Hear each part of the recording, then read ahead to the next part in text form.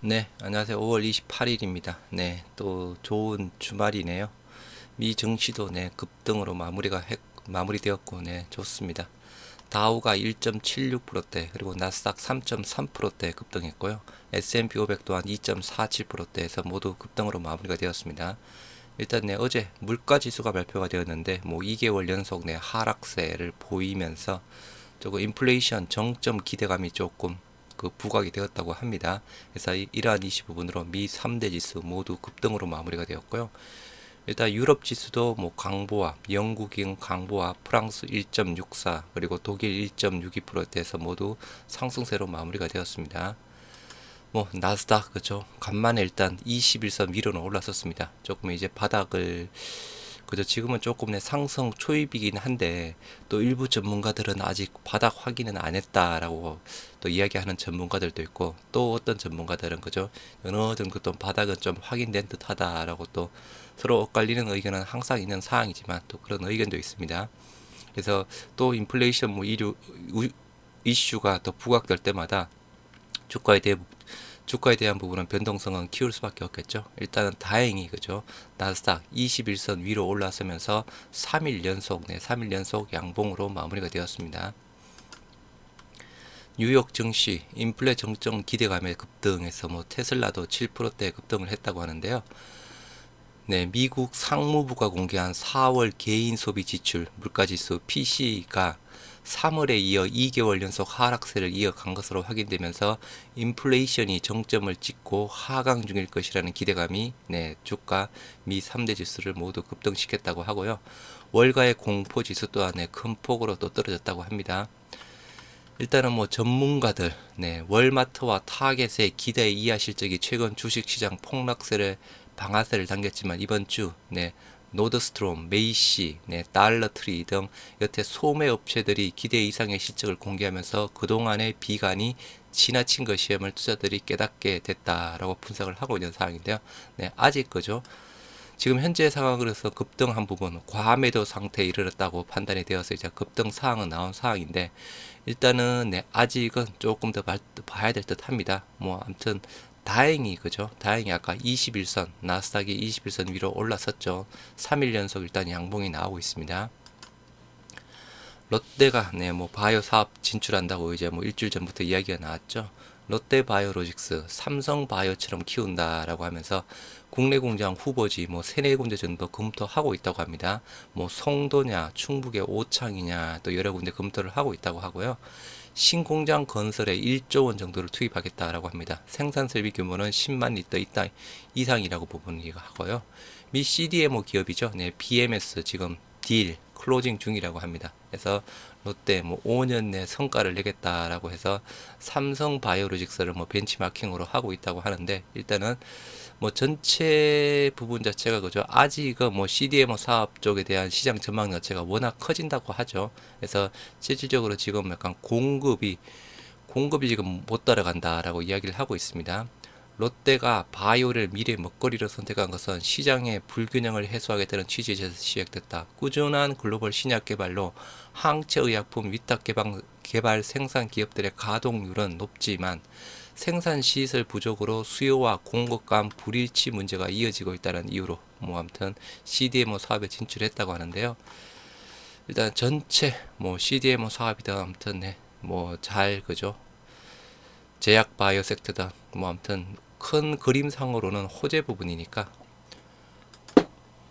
네, 신약 개발사들 하반기도 먹구름해서 말 그대로 조금 중소형 내 신약 개발사들 조금 하반기는 조금 어렵지 않나 생각하는 네, 내용입니다.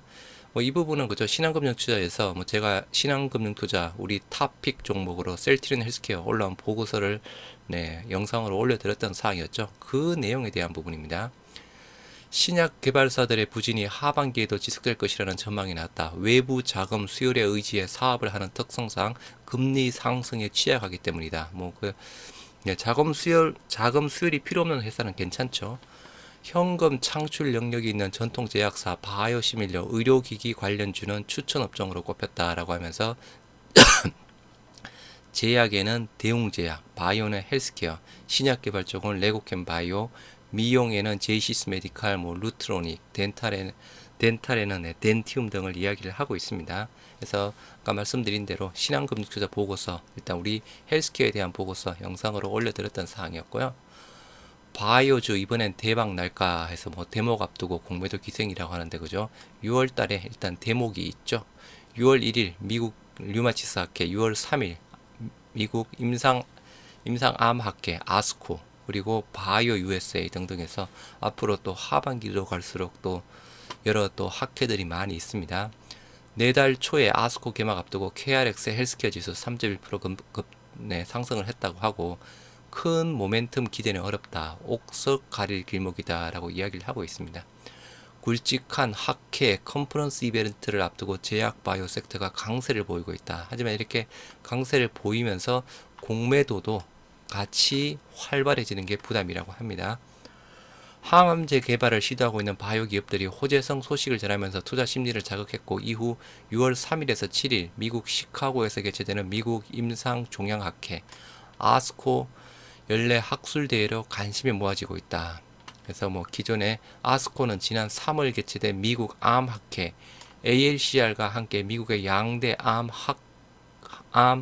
관련 학회를 꼽힌다고 합니다. 해서 이때 뭐 우리 참석하는 게 그죠. 국내 업체 유한양행, HLB, NK맥스, 매드팩토, 엔지캠 생명과학, 네오이뮨텍, 지니시스 등 해서 HLB랑 NK맥스는 그죠. 좋게 뭐 임상 결과 일단은 일부 발표를 했는데 조금 주가는 정반대로 움직이는 상황이었고, 하반기에는 9월달 유럽 종양학회, 11월 미국 면역암학회, 12월 미국 혈액학회 등이 예정되어 있다고 합니다. 이동건 신한금융투자연구원, 코로나19 대부분 학회가 대면으로 개최되는 점은 긍정적이지만 국내 기업들의 임상 데이터 발표가 제한적이기 때문에 큰 모멘텀을 기대하기는 어렵다. 다만 하반기 때 예정된 몇 가지 핵심 인상 및 R&D 이벤트 성공 여부에 따라 바이오 텍 전체 센티멘트에 영향을 줄 수 있다. 허혜민, 키움증권, 올해 하반기 발표될 파이프라인 수는 22개 이상으로 다수의 1, 2, 3가 이상의 임상 데이터 결과가 발표 중이다. 그래서 뭐 HLB 그리고 레고캠 바이오는 일단 좋은 소식으로 발표가 되었던 사항이었고요. 셀트리온 삼형제 살아났나, 뭐 본업 집중하니까 주가도 상승이라고 하는데, 그죠? 그냥 상승의 이유를 찾은 거죠. 뭐 실질적으로 본업에 집중해서 주가가 상승했다기보다는 이제 주가가 상승하니까 상승한 이유를 찾는 거죠. 그래서 전체적으로 아무튼 뭐 이번에 제약 바이오 섹터 게임주 상승한 그런 부분은, 그죠? 우리 본업에 집중했다기보다는 전체적으로 제약 바이오 섹터가 2년 넘게 빠졌던 부분 쪽에서 조금 이제 시장 자체가 조금 괜찮아지려는 조금 기미가 보이니까 과대 낙폭, 그 영향 때문이라고 뭐 저는 생각하고 있는 상황인데요. 일단 뭐 본업에 집중해서 주가가 올라갔다. 그 부분은 본업에 집중 안 하더라도 그죠. 부업에서 잘 나왔다고 하면 당연히 올라갔죠. 그래서 부업에도 실패를 받고 본업에도 실패를 봐서 일단 주가가 많이 급락했던 또 이유 중에 하나 부분이었죠. 그래서 앞으로 뭐에 대한 부분 그죠, 잘 될 거다, 하반기로 갈수록 기대가 크다라고 이야기를 하고 있는 내용이고요. 뭐 내용은 뭐 계속 똑같은 내용 지금 반복이 되고 있는 상황입니다. 셀트리온, 이마트 자사주 매입에 수천억 들여도 효과는 글쎄 해서 자사주 매입은 그냥 일시적인 부분에 불과하다, 그죠? 자사주 소각에 대한 부분을 이야기를 하고 있는 상황입니다. 뭐 자사주 소각권에 대한 부분 계속 뭐 이슈가 나왔던 상황이었고요. 우리 뭐 셀트리온 같은 경우에도 주주총회 때 이야기를 했는데 회사에서는 일단 M&A 목적으로 일단은 거절을 했던 상황이었죠. 그래서 일단 미국에서는 기본적으로 자사주 매입한다 그러면 또 소각이 일반적인 부분이라서 당연히 그 자사주 없어지는 부분으로 지금 진행이 된다고 합니다. 반면 우리나라 국내 같은 경우에는 그죠, 자사주 매입이랑 소각이랑 일단은 따로따로 이루어지는 부분이라서 자사주 매입하고 난 이후에 또 뭐 LNF처럼 그죠, 뭐 이유야 어쨌든 간에 자사주 매각해서 또 다른 대금을 뭐 마련한다든가 그런 부분에 대한 우려가 있기 때문에 자사주 매입에 대한 부분, 물론 단기적으로는 좀 호재 부분이겠지만 그죠, 조금 더 길게만 본다고 하면 호재가 아니다, 일시적인 부분이다 라고 이야기를 하고 있는 상황입니다. 똑같은 부분이고요. 자사주 사면 뭐해? 셀트리온 주가는 지하실 신세 부분인데, 네, 합병용이냐에 대한 지적, 뭐 계속 또 이슈가 나왔던 사항이었죠. 그래서 국내 뭐 LNF 사태 아까도 잠깐 말씀드렸다시피 국내에선 일부 회사가 여윳돈을 주주에게 배당하지 않고 이 돈으로 자사주를 매입한 뒤 자사주 효과로 주가가 오르면 이를 되팔아 차익을 남기고 주가는 도로 하락시키는 경우가 있었다.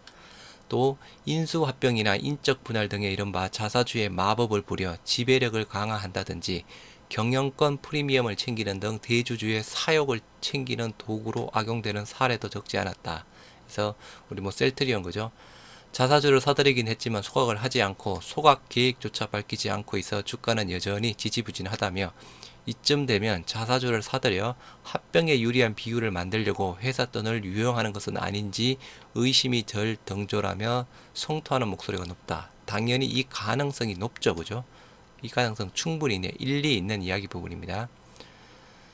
그래서 뭐 아까 말씀드린 대로 일단 뭐 해외에서는 자사주 매입이랑 소각이랑 어떻게 보면 동시에 이루어지는 상황이라서 일단은 미국 쪽에 대한 부분은 굉장히 큰 호재 부분이지만 국내에서는 그죠? 아까 보셨던 대로 자사주 매입, 소각이 따로따로 이루어지는 부분이죠. 그래서 단기적인 주가 반등은 보이겠지만 이번에 우리 뭐 셀트리온 삼형제가 올 초에 셀트리온 같은 경우는 올 초에 그죠? 세 차례 자사주를 걸쳤는데도 주가가 그렇게 반응하지 못했던 이유, 뭐 여러 가지 이유가 있겠죠.